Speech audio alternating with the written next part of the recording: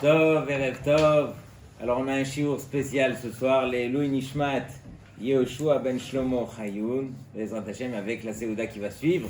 Dans tous les cas, c'est un cours spécial. Pourquoi? Parce que d'abord on se retrouve après les vacances, mais ce n'était pas des vacances réellement. On se retrouve au lendemain de Pessah. L'élévation qu'on a tous vécue pendant Pessah, ce qu'on a pris pendant Pessah, c'était unique. Le plein de Emouna, le plein de Hakarat Hatov, le plein de toutes ces mitzvot qu'on a pu faire. Et c'est impossible qu'on ressort de Pessah de la même façon qu'on est rentré. Pourquoi?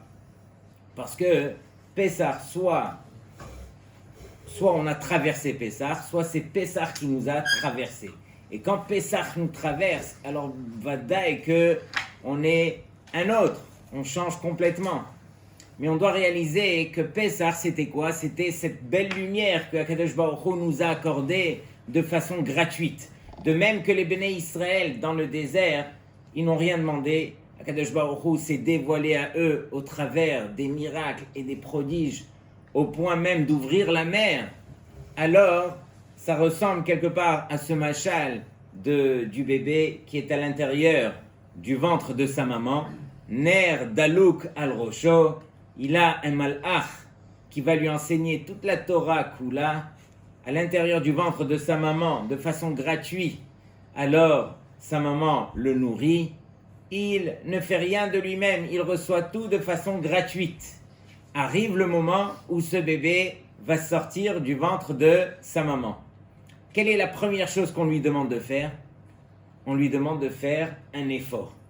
Il doit apprendre premièrement à respirer, après à manger. Et quand il mange, il ne doit pas s'étouffer.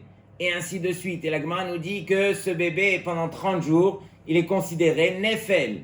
Nefel, c'est un safek, vivant ou pas, Chas v'Shalom. Pourquoi? Parce que pendant 30 jours, il doit fournir des efforts pour montrer qu'il est réellement vivant. De même, nous aussi. Akadosh Baruch Hu, il nous donne ce srout que pendant Pessah, on reçoit tout de façon gratuite et arrive le lendemain de Pessah, donc les moments qu'on est en train de vivre maintenant, où Hachem il nous dit, ça y est, prends-toi en main, commence à ressembler à ce bébé qui se doit de fournir des efforts. Si tu veux devenir celui que Akadosh Baruch Hu il attend, alors c'est uniquement au travers des efforts que tu devras faire. Et de Pessah à Shavuot, c'est bien choisi, on se doit de fournir des efforts. Et de quels efforts est-ce qu'il s'agit? Alors vous savez tous que pendant cette période, alors il y a eu deux choses. Première chose, on a l'habitude de lire les Pirkei Avot. Pourquoi on lit les Pirkei Avot? Première chose, on appelle ça Pirkei Avot. Ce sont les maximes, les conseils, les enseignements de nos Avot. Pourquoi on appelait ça Pirkei Avot? Parce que justement, de la même façon qu'on a reçu la Torah de Moshe Misinaï, de même, c'est pas comme les Goïm, où les Goïm ils vont donner des conseils qu'ils ont inventés de leur tête. Ici, nos Avot nous ont accordé ces conseils, mais ce sont des conseils qu'on a reçus de la même façon, Moshe Misinaï. On a reçu ça de la bouche de Akadosh Baruch Hu. Ce sont des conseils qui vont nous construire. Donc, on prend le temps, bien sûr, de travailler et de fournir les efforts. On va essayer de choisir un thème ce soir qui va nous permettre de travailler justement, de nous prendre en main, de fournir les efforts. La deuxième chose, comme on le sait, c'est que pendant cette période, alors c'est pas par hasard que pendant cette période entre Pessah et Shavuot, pendant les 34 premiers jours du Homer, alors il y a eu les 24 000 Talmidim de Rabbi Akiva qui sont tous Niftarim. On va le lire tout de suite dans la Gemara, c'est Masechet Yevamot, Daf Samechbet Amoudbet. Alors écoutez bien, comme ça éventuellement on va essayer de rajouter certaines choses. La Gemara nous dit que Amrou Shnem Asar Elef Zugim Talmidim Hayulo le Rabbi Akiva Migivat Ad Antipras. Et donc Rabbi Akiva il avait 12 000 paires de Talmidim qui étaient dans toute Eretz Israël. Vekulan Metu Beperek Echad. Et ils sont tous morts pendant cette période. Et pourquoi? La Gemara nous dit aussi Mi pene shelo naagu kavod zelazé. Parce qu'ils n'ont pas eu assez de kavod l'un envers l'autre. Il y en a qui disent que il y avait un manque dans le Ve'ahavta l'ereacha kamocha qu'il y avait entre eux. Et donc, à cause de cela, les 24 000 Talmidim sont tous niftarim pendant cette période. Donc, on se doit de se rappeler à l'ordre. Première question que j'aimerais partager avec vous, qui est le plus grand perdant de toute cette histoire? Le plus grand perdant de toute cette histoire, c'est pas Rabbi Akiva, c'est Akadosh Baruch Hu lui-même. Imaginez la dimension de Torah. Quelle Torah on aurait eu au jour d'aujourd'hui si ces 24 000 Talmidim qui étaient tous des Tanaïm, imaginez le niveau de Torah qu'on aurait eu aujourd'hui. Toute cette Torah a été mise de côté et bien sûr qu'il y a une suite à cette histoire et heureusement. Mais dans tous les cas, le plus grand perdant encore une fois c'est Akadosh Baruch Hu. Et voici qu'on a perdu cette dimension de Torah. Et pourquoi on l'a perdu? La Gemara nous donne la raison. Mi pene shelo naagu kavod ze bazé. Il y avait un manque de kavod, un manque de midot. Où est-ce qu'on a vu que pour un manque de kavod, pour des mauvaises midot, on est chayav mita? Chayav mita parce qu'on a eu des mauvaises midot. Où est-ce qu'on a vu une chose pareille? Plus que cela, où est-ce qu'on a vu que le deuil dure jusqu'à aujourd'hui? Après tant et tant et tant de milliers d'années, comment se fait-il que jusqu'à aujourd'hui on traîne un deuil pareil, pendant que la halakha nous enseigne que pour le deuil le plus chamour, pour un père ou une mère, ce n'est que 12 mois. On voit que le deuil des élèves de Rabbi Akiva a surpassé cela. Quelle est la suite? Heureusement qu'il s'agit ici de Rabbi Akiva. Et Rabbi Akiva, comme on le sait, ne sait pas se décourager. On se demande, mais d'où il a eu la force de continuer. Ad Sheba Rabbi Akiva, jusqu'à ce que Rabbi Akiva lui-même, il a été Etzel Rabotenu Sheba Darom, jusqu'à ce que Rabbi Akiva, il a été dans le sud, Veshena Lahem, et il leur a enseigné la Torah. C'est-à-dire que les 24 000 Talmidim sont tous morts, et Rabbi Akiva ne se décourage pas. Il descend dans le sud, et là, il va réenseigner sa Torah à qui? À 5 Talmidim. Ces 5 Talmidim, Rabbi Meir, Rabbi Yehuda, Rabbi Yossé, Rabbi Shimon Bar Yochai et Rabbi Elazar ben Shamua. Et la Gemara conclut, Vehem hem hemidu Torah. Otasha. Et donc, ce sont ces 5 Talmidim qui ont permis à cette Torah de continuer. Première chose qu'on devrait dire aussi, Rabbi Akiva, qui est le maître qui nous a enseigné que dans cette Torah, il y a un klal gadol qui s'appelle Ve'ahavta l'ereacha kamocha. Ça c'est marqué dans la Torah. Mais Rabbi Akiva, il a pris ce pasouk et il en a fait quelque part le drapeau, l'emblème de cette Torah. Comment est-ce que ce maître qui a vu, qui pour lui, il a enseigné une telle chose, comment est-ce que ses propres talmidim sont niftarim à cause de cette chose-là?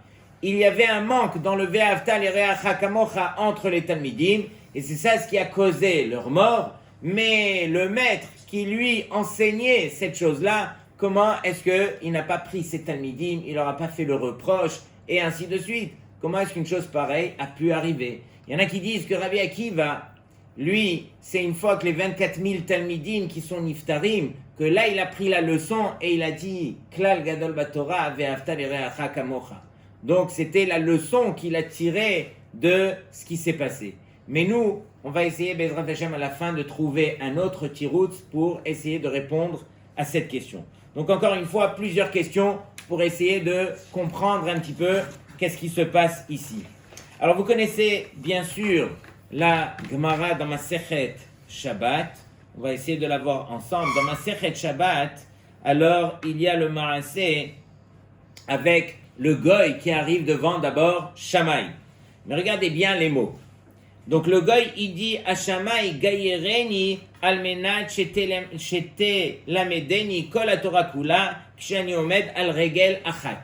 Alors, s'il te plaît, je suis d'accord de me convertir, donc convertis-moi lorsque je me trouve sur un pied et que tu m'enseignes toute la Torah.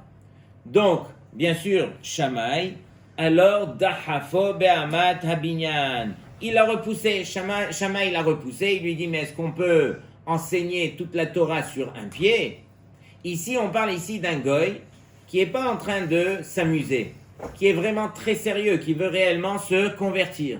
mais il demande, est-ce que dans cette Torah, il y a une base sur laquelle on peut fonder toute la Torah? Est-ce qu'il y a un pied?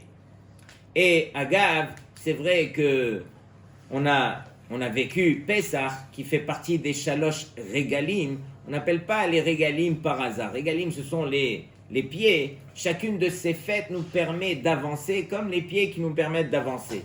Et donc, ici, le Goy, il lui a dit, est-ce qu'il y a un pied sur lequel on peut fonder toute cette Torah? Et Dachafo, comme ça la Gemara nous dit, Dachafo be'amat abinyan, Shama il l'a repoussé vers amat abinyan. Amat abinyan, c'est quoi? C'est ce qui permet de mesurer la base, quelque part, du binyan. De même qu'il n'y a pas d'instrument qui peut mesurer toute la base du binyan, alors de même, c'était l'image que Shammai voulait lui transmettre. Il n'y a pas une base qui pourrait soutenir toute cette Torah. Ensuite, il a été voir Hillel, et on connaît la suite. Gaïreni, Amarlo, De'alach Sani, Lechavrach, Lota'avid. Il a été voir Hillel, et Hillel lui dit, il n'y a pas de problème. Je te convertis, tu prends sur toi une base qui s'appelle De'alach Sani. Ce que toi tu détestes, les chavrach, l'ota'avid, ne le fais pas à ton prochain. Hillel ici ne l'a pas dit de la forme que nous on connaît, de ve'avta l'ereacha kamocha. Le Maharsha ici il dit pourquoi? Parce que juste avant ve'avta l'ereacha kamocha, il est écrit dans la Torah lotikom ve'lotitor. Tu n'as pas le droit de te venger contre ton frère, c'est dit sous la forme négative. De même, Hillel a poursuivi sous la forme négative. Ce que toi, tu n'aimes pas qu'on te fasse, ne le fais pas à ton prochain. Je ne vais pas entrer dans les détails de Ve'avta l'ereacha kamocha. On aura le temps, Be'ezrat Hashem, au travers des semaines, de l'expliquer. Mais il y a tellement à dire sur cette chose-là. Est-ce qu'un homme béhémet peut aimer son prochain comme il s'aime soi-même? Il n'y a personne qui peut arriver à cette dimension réellement de réaliser une chose pareille. Donc on va expliquer Bli Neder par la suite, d'après plusieurs Rishonim, quelle est la définition réellement de apprendre à aimer son prochain comme on s'aime soi-même. Dans tous les cas, je fais une petite parenthèse parce que la suite de la Gemara, elle demande par rapport au jugement final. À la fin, lorsque on arrivera devant Akadosh Baruch Hu après 120 ans, alors bien sûr, on nous posera quelques questions. Et on doit être à la hauteur de pouvoir dire oui, je l'ai fait. Parmi ces questions, regardez bien, la première, Nasata venatata be'emuna, est-ce que tu as travaillé avec droiture? Est-ce que tu as été honnête dans ton travail? Ensuite, qu'est-ce qu'on demande? Kavata itim la Torah. Est-ce que tu as fixé un temps pour ton étude? Et cette semaine, alors quelqu'un m'a raconté qu'il y a un homme qui a été voir Rav Chaim Kanievski Zatzal et qui lui dit que Vodarav, j'ai une question très sérieuse, voire sensible. Il lui dit, mon fils fait sa bar mitzvah dans 2 semaines. Et le médecin m'a dit que j'étais tellement malade qu'il me laisse en espérance de vie qu'1 semaine.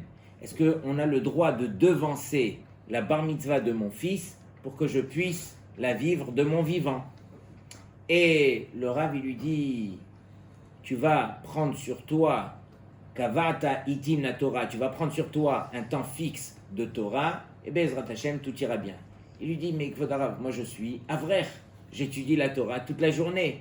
Le Rav, il lui répète, fixe un temps de limoud, et Be'ezrat Hashem, tu auras la refoua. Il lui dit, non mais Rav, je ne comprends pas ce que vous me dites. Moi je suis Avrech, j'étudie la Torah toute la journée, et donc je ne comprends pas qu'est-ce que je devrais faire de plus.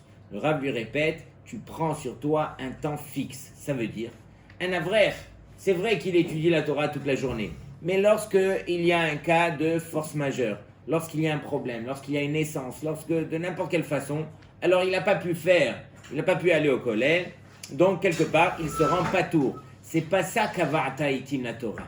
De fixer un temps de limoud, c'est peu importe la situation, peu importe ce qui va se passer dans la vie, tu as fixé un temps, alors tu devras le respecter et tu devras étudier n'importe quel moment de ta vie. Il faudra donc fixer un temps de limoud. Et donc cet Avrech, il dit, ok, Kvod Arav, j'ai compris, je fixe sur moi, il n'y aura pas un jour où je ne ferai pas mon limoud. Et voici que cet Avrech, c'est pas juste qu'il a pu vivre, il a vécu 24 ans et demi après cette histoire. 24 ans et demi après cette histoire, et bien sûr qu'il a vécu la bar mitzvah et même le mariage de son fils.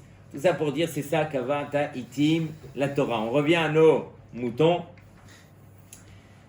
Qu'est-ce qu'on va faire de toutes ces histoires-là? Comment est-ce qu'on va résoudre l'équation de Ve'ahavta l'ereacha kamocha, qui est quelque part l'emblème, qui est la réponse de ce que Rabbi Akiva aurait voulu dire à ses Talmidim.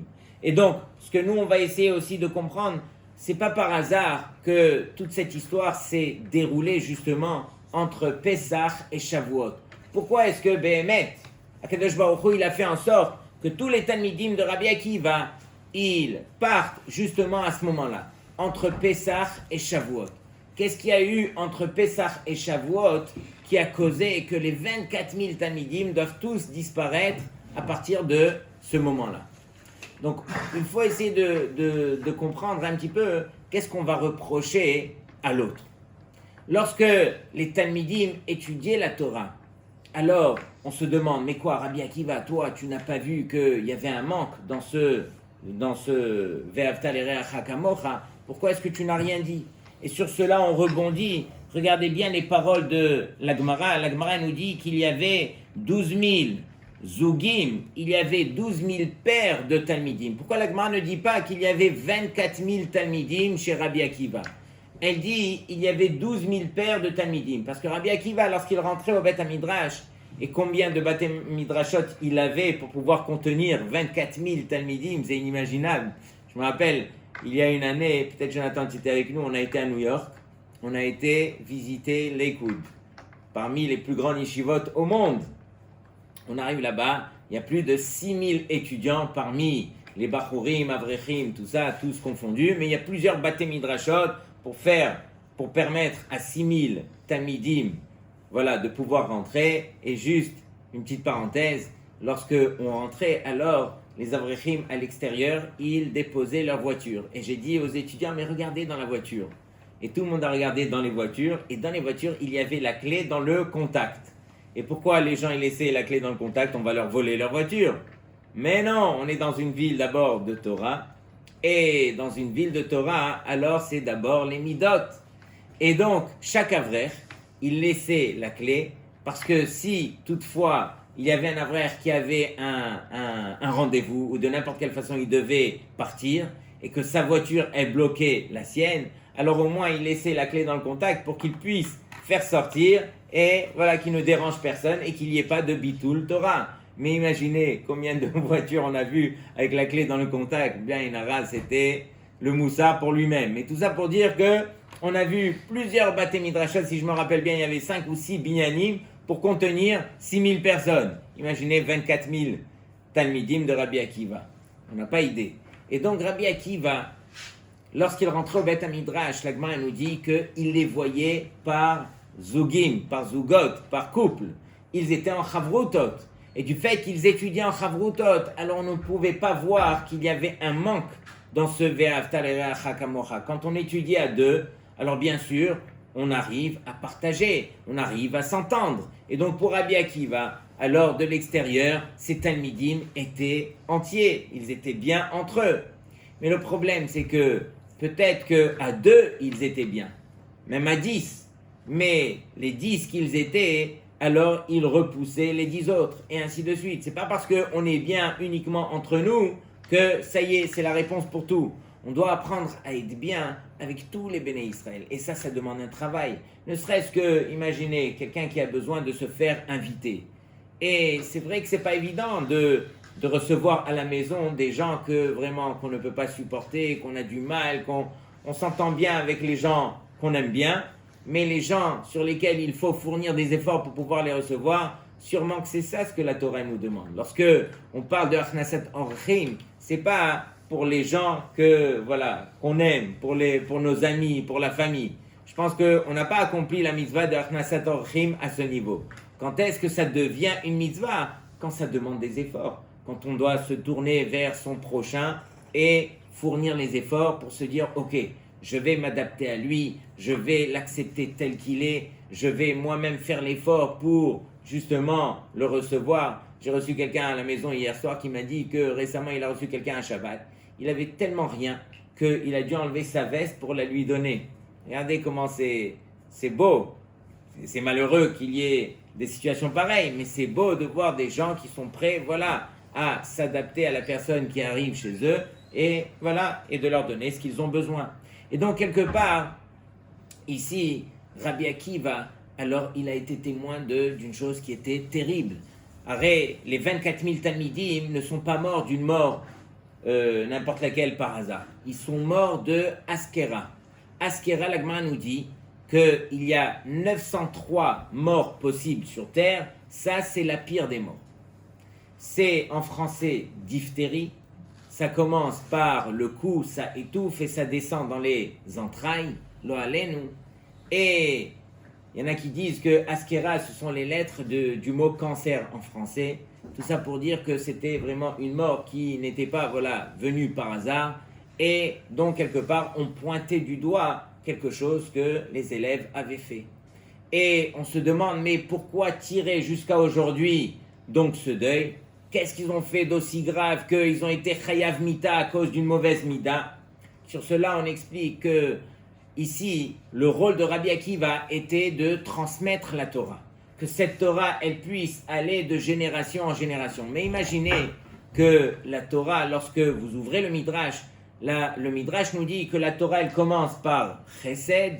Au milieu de la Torah, il y a du Chesed et elle se termine aussi par Chesed. Parce que toute cette Torah, le fondement, c'est ce qu'on a appris ici par Hillel, que le fondement de cette Torah, c'est Ve'ahavta l'ereacha kamocha, c'est apprendre à faire du Chesed. Et donc cette Torah qui devait être transmise au travers de toutes les générations à venir par ces Talmidim, alors cette Torah ne pouvait pas être transmise s'il y avait un manque au niveau du Chesed, au niveau de Ve'ahavta l'ereacha kamocha. Et donc c'est vrai que le plus grand perdant de toute cette histoire, comme on a dit, c'était Akadosh Baruch Hu lui-même. Mais Akadosh Baruch Hu, il dit, je n'ai rien perdu. S'il fallait transmettre pour toutes les générations à venir une Torah où il manquait cette base qui s'appelle Ve'ahavta l'ereacha kamocha, valait mieux ne pas la transmettre. Et donc valait mieux que tous ces Talmidim disparaissent et qu'on puisse transmettre cette Torah de la bonne façon. Une vraie Torah, une Torah émet, une Torah sur laquelle Akadosh Baruch Hu, il dit, moi j'ai misé sur une Torah qui s'appelle Chesed. Et donc justement, Akadosh Baruch Hu, il dit, on va permettre à Rabbi Akiva, et c'est ce que Rabbi Akiva a fait. Il ne s'est pas découragé, il est descendu Bad Darom et il a enseigné toute cette Torah à 5 Talmidim qui, eux, ont éclairé les générations jusqu'à aujourd'hui. Toute la base de la Torah orale, c'est ce qu'on a reçu de Rabbi Akiva. Donc regardez bien combien on doit se rappeler à l'ordre que Rabbi Akiva lui-même, quelle était la question qu'on avait dit? On avait dit Rabbi Akiva, qui lui était le maître, l'emblème de ce Ve'ahavta l'ereacha kamocha, comment est-ce qu'il n'a pas pu voir une telle chose? Alors il faut savoir que ces Talmidim, c'est ça le deuxième tirout, ces Talmidim c'était tellement subtil, entre eux on n'arrivait pas à voir.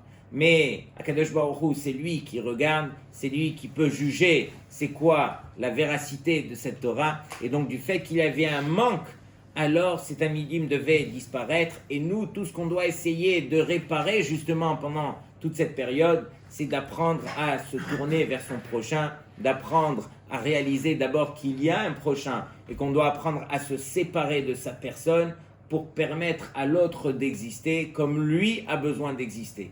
Et donc doucement, doucement se tourner vers l'autre. Et la vérité, c'est que lorsque j'étudiais toute cette Sugiya, alors il y a une question qui monte aux yeux, c'est que finalement, Hillel s'est permis de nous dire que toute cette Torah, la base, c'est Ve'ahavta l'ereacha kamocha.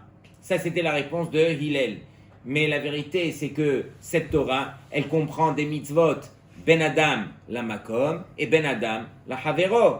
Et donc, pourquoi est-ce que tu as limité toute cette Torah sur une mitzvah qui est Ben Adam la Havero? Ve'ahavta l'ereacha kamocha. Arrête, il y a la mitzvah des tefilin, des tzitzit et tout ça, c'est pas moins que la mitzvah de Ve'ahavta l'ereacha kamocha. Comment est-ce que tu as pu alors limiter encore une fois toute cette Torah sur une mitzvah qui qui revient sur Ben Adam, la Havero. Sur cela, deux réponses, ce ne sont pas mes réponses, ce sont deux tiroutim qu'on retrouve ici dans Rashi.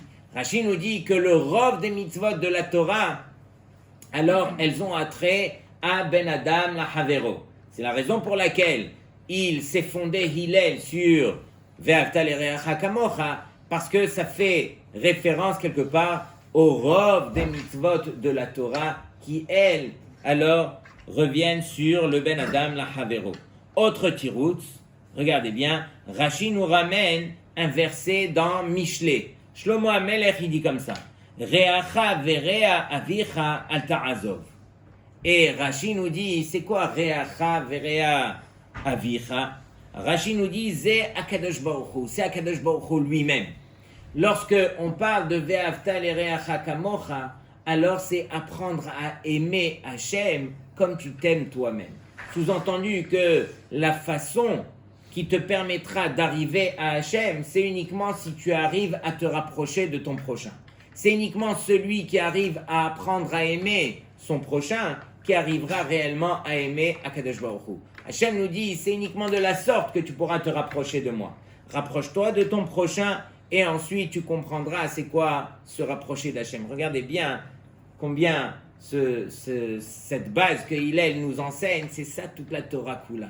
Toute la Torah Kula, on rêve tous les jours d'avoir Yirat Shamayim, d'avoir des bonnes midot, de grandir, de faire les mitzvot d'Hachem et tout. Mais on ne réfléchit pas assez qu'il y a une base qui s'appelle Ve'avta l'ereacha kamocha, et c'est uniquement au travers de cette base qu'on arrivera réellement au but qui est de se rapprocher d'Hachem.